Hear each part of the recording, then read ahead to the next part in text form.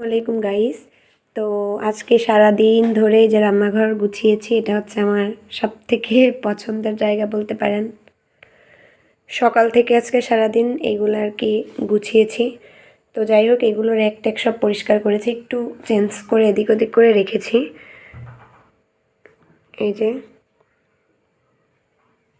চুলা পরিষ্কার করা হয়েছে, তারপরে এইগুলো সব চেঞ্জ করে রাখছি আর কি, পরিষ্কার করে। আজকে অনেক পরিশ্রম হয়ে গেছে। এই যে উপরের যত কন্টেনার ডিব্বা ডাব্বা আছে এগুলো সব ক্লিন করা হয়েছে।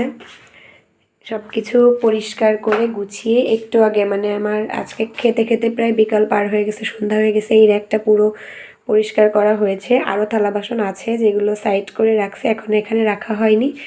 এইটা প্লাস ডাইনিং রুম সব কিছু ক্লিন করেছি। আজকে সারাদিন ধরে আসলে অনেক টায়ার্ড। এই যে উপরে সব কিছু মুছে পরিষ্কার করে তারপর রেখেছি, টাইলসগুলো সব মুছেছি, পরিষ্কার করেছি। অ্যাডজাস্ট ফ্যান খুলে ক্লিন করা হয়েছে। চুলা মুছতে অনেক লাগছে আর কি, সময় লাগছে।